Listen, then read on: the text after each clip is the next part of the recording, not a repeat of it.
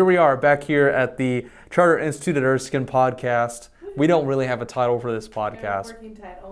Working title. So today we have Ashley Epperson in the house talking about branding and consistency. And let me tell you something, this is like her favorite thing to talk about, 100%. It really is. And this might, I don't know, I feel like this could be a two-parter, but we'll take it one part at a time. We'll start today. Okay, yeah, sure. So tell me a little bit about what a brand is in your best definition.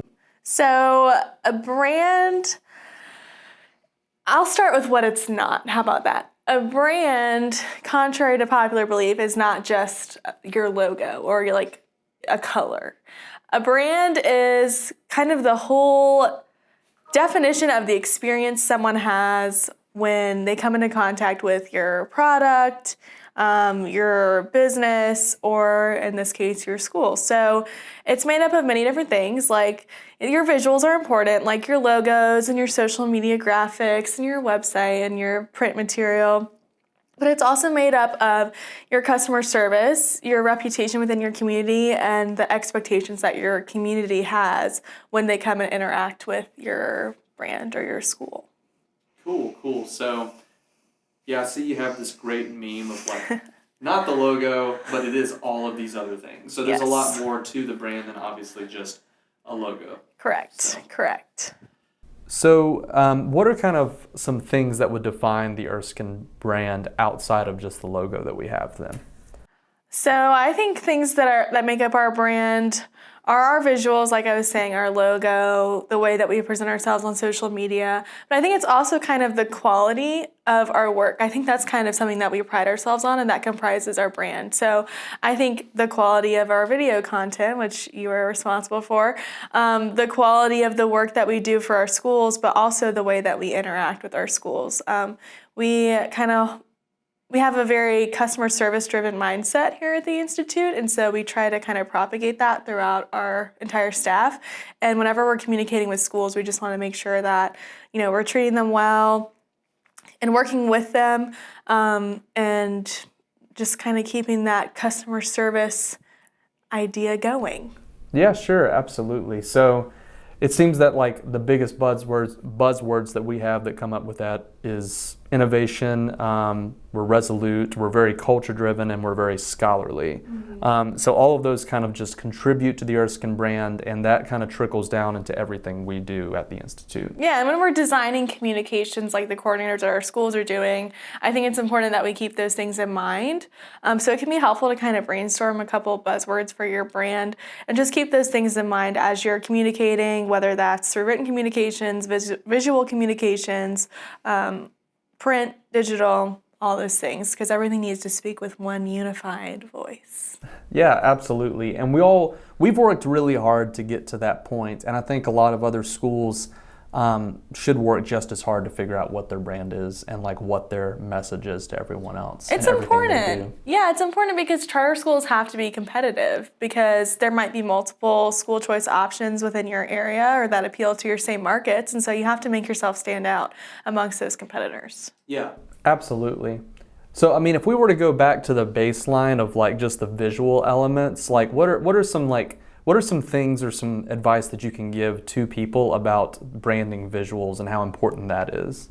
This is like my favorite thing to do. So when Jacob says like, this is my favorite thing, this is like really what I love. So I think some really important elements, I guess 2 important elements that I always like to think about are color and like font choices. And those things to me are just fun, but I think they're really important in communicating. If I'm scrolling down our feed, we have 26 schools, we follow news organizations, we follow governmental organizations.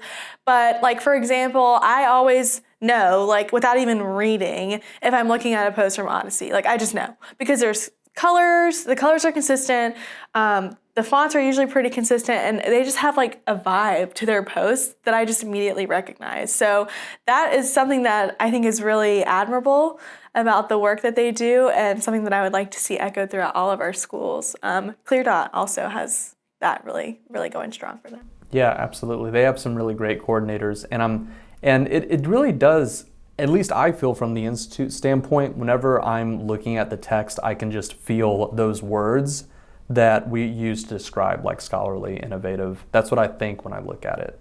And I think that's what everyone should be able to do when they look at their schools is like everything they're posting, everything they're pushing out is just that same quality and same message visually. And it's recognizable. Like you immediately know. Like your parents probably have so many things that they're looking at on Facebook. Maybe they're a part of parent groups or I don't know, like they like 10 million different pages, but they should always know when they look at at the post from your school that it's from your school because that'll catch their attention and make them read and interact and take to heart what you're sharing, hopefully. Yeah, sure. Absolutely. So is there anything you want to say like maybe about colors? Because it seems like you have a few slides here in your normal presentation about color and why that's important. Yeah, I think it's important to kind of start create a color scheme for your communications.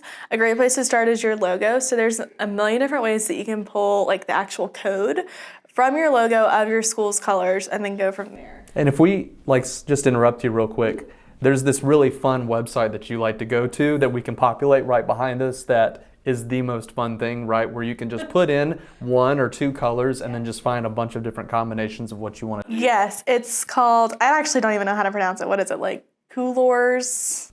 Yeah, it's like, I think it's Coulor. Something like that. Yeah. It is really nifty. So we'll demo it back behind us here, but you can kind of lock certain colors. So once you find your hex code for your logo, like I always like to use our burgundy shade because I love it. I think it's really pretty. So that hex code is 9D1E21. And then our yellow shade in our logo with the banner is EBD05B. And so you can put those into Coolors, or however you say it, and lock them, and then just press the space bar, and it will generate like endless color schemes that you can use in your branding and in your communications. So that's a really great tool. Another great place to start from your logo would just be looking at different tints and shades of your colors that are already in your logo or your school colors.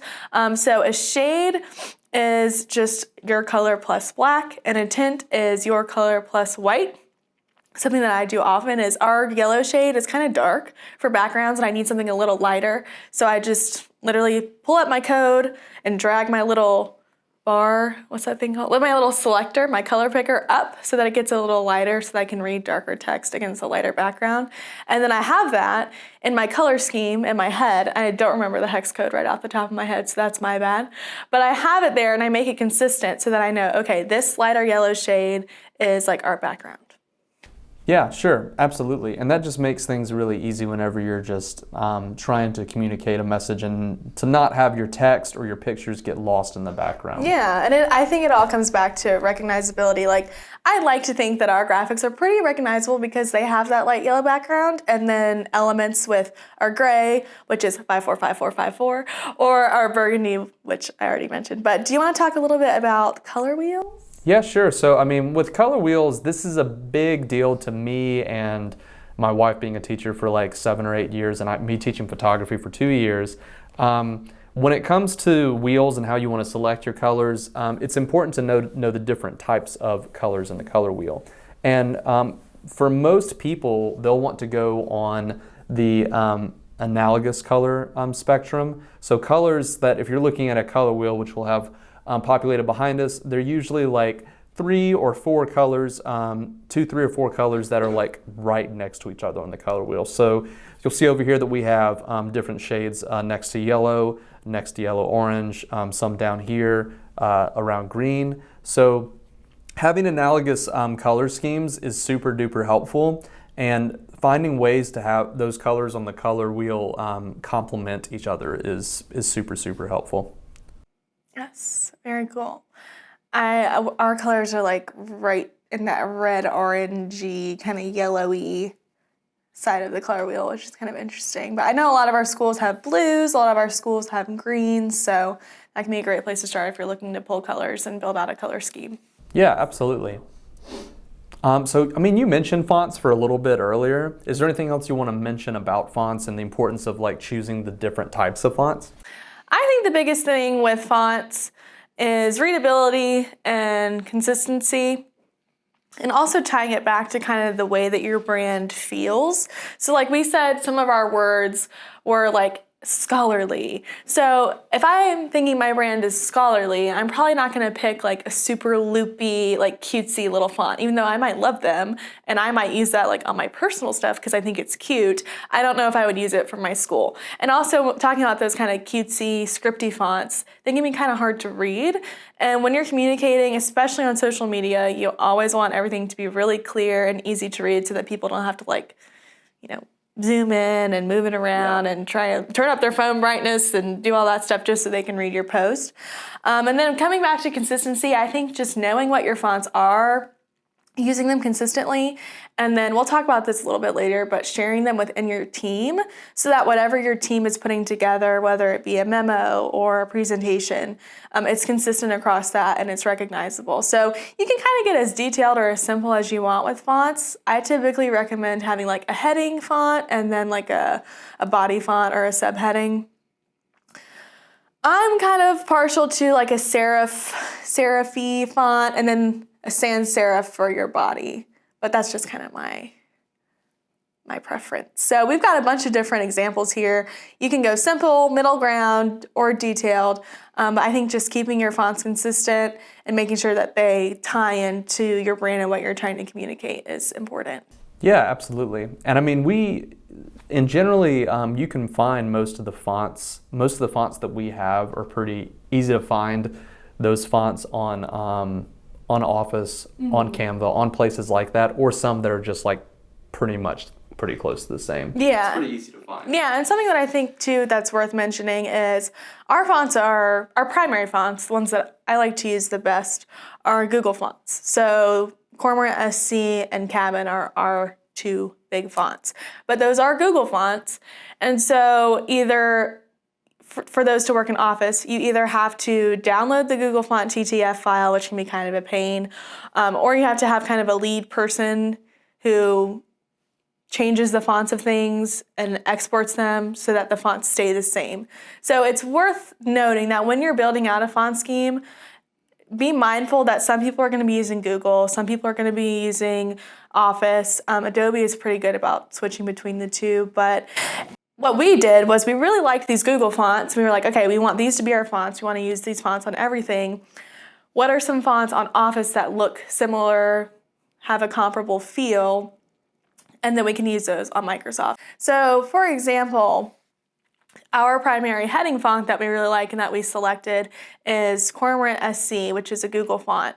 And so we wanted to find something that was comparable on Microsoft Word, so we chose Gaudi Old Style, just because it looks similar, has a similar feel, but it's more universal since it is a Microsoft font. And by the way, when I'm saying all this, choosing fonts, choosing colors, etc., it's important that you check all these things with your leadership before making them your standard practice, absolutely. Just so they can put in their opinion on it. They can say, oh, I'm not too sure about this, blue color. What if we did something like this? Just making sure that they're okay with it. Maybe even presenting it to your whole team before really implementing like a branding guide, practices, policy, structure, whatever. Yeah, sure, absolutely.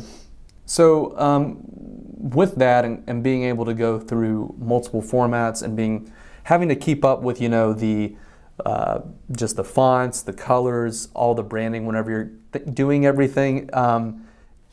It would be really great if you had just one system to do all of it and be able to keep reusing the colors, the fonts, and everything all in one place while keeping it consistent. Uh-huh.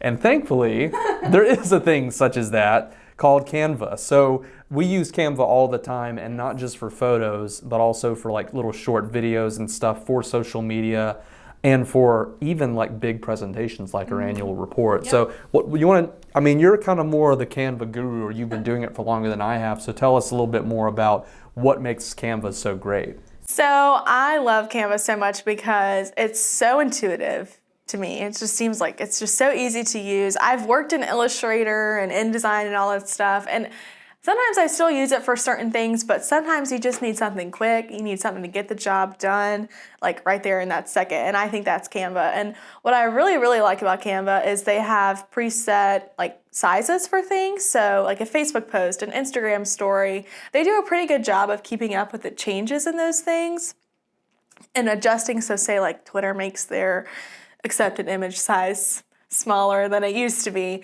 Canva will typically, keep up with that and modify their templates.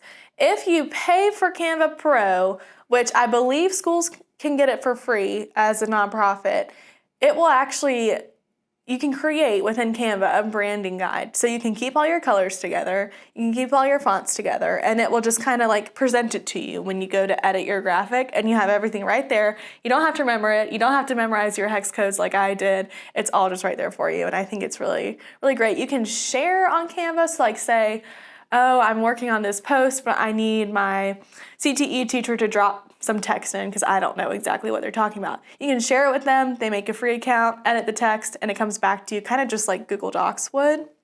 You can live edit. You can export for printing or for digital use. I mean, it's really like the options with Canva are really limitless. Yeah, and the most important thing I think that's really great about Canva from my view whenever we have to make some posts or just some new formats for like something like a CTE month or a virtual learning month, they're coming up with new designs very regularly. How did I forget to mention that? And like, so it's not that you're using the same designs and they're only updating them like every once in a while. They're updating it on a weekly basis. They're putting new things that are specific to holidays with different themes.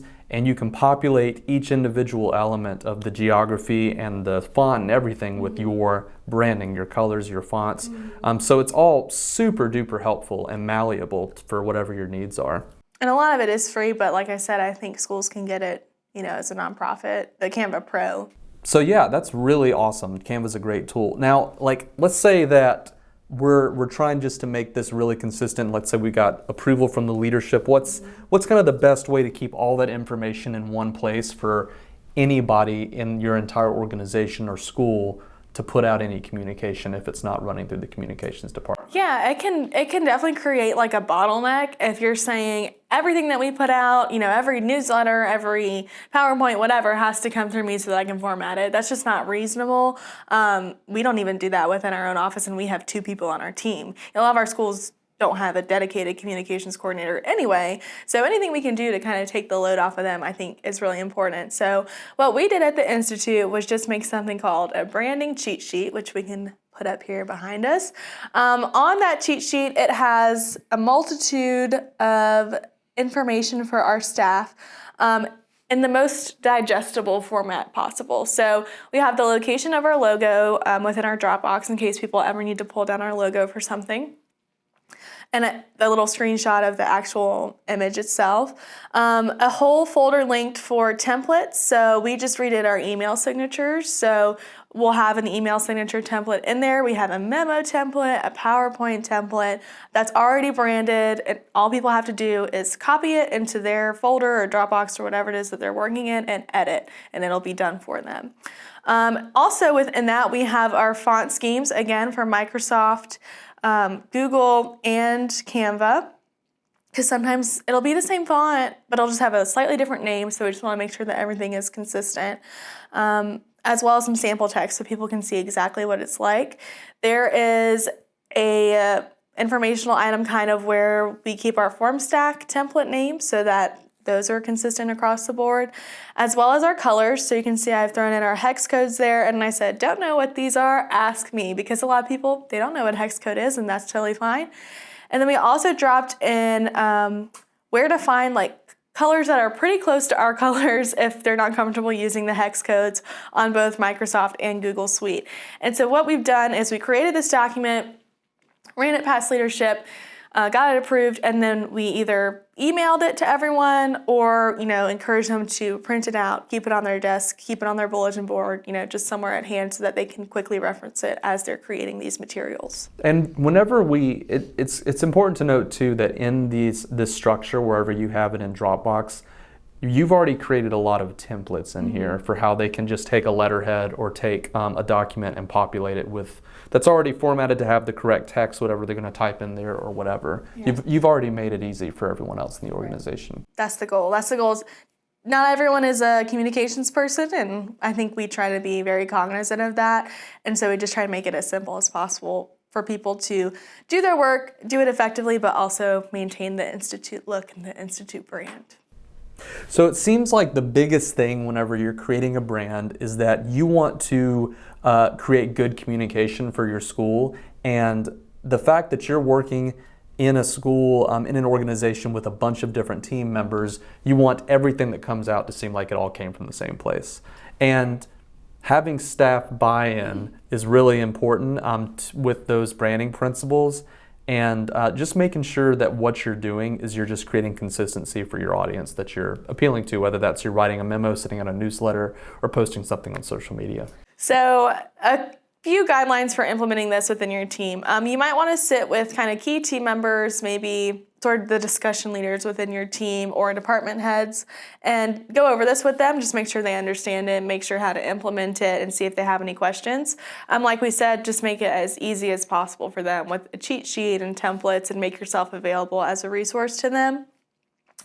Something that I kind of want to highlight, I mentioned earlier about how if the communications team is formatting everything and branding everything, it can create a bottleneck and it's just not productive. But for things that are really intense, like if we have a huge meeting, for example, and I want all of our slides to have the Institute template and look the same and have the nice fonts and the colors and everything like that, what I'll usually do as the assistant director of communications is just say, hey, I know everyone is super busy getting their presentations together. Don't worry about the formatting, just send them to me and I'll fix it for you. So for more intense formatting jobs, I think it can be helpful for someone who's kind of a designated brand lead to take those things in and kind of just brand it for the team so that it looks consistent and it stays consistent. Yeah, especially with something big like for us here, that would be the annual report. That's pretty big. That needs the content the whole team can contribute to, but branding is pretty important for having one lead for. And lastly, I would just say, lead by example. The more people who see, you using the PowerPoint template and the memo template and the newsletter template and the email signature, the more people see you using that and implementing that, it'll just spread throughout your team and you'll see more and more buy-in. And it's always, worth maybe a little refresher every now and then. Hey, this is what we want to do. This is how this is going to look, et cetera, et cetera. But I think just kind of leading by example and offering yourself as a resource and a contact for these things is really important. Yeah, absolutely. Well, we're really excited about our communications coordinators to be working on their brand. And it's like, for us, I feel like every social post we put out, every communication we have with the press, we're constantly working on our brand and making sure people know what our brand is. So it's not like a one and done thing. Oh yeah, it is a consistent process because, and I mean, the first slide kind of said it the best, like it's more than just a logo that you design one time. It's like, it is a whole lot of stuff that you're constantly working on. Think of it kind of more like the experience that you want your stakeholders to have when they're interacting, and I think that's a good starting point. You can really go from there and make it into the best it can be. Yeah, absolutely. Well, this is great, and I can't wait to see what our coordinators have to come up with and what else we can do to help as the Charter Institute at Erskine. Yeah, so reach out to us anytime if you want a brand makeover, if you need help creating these templates, we're here for you as a resource, or if you have any questions. Bye.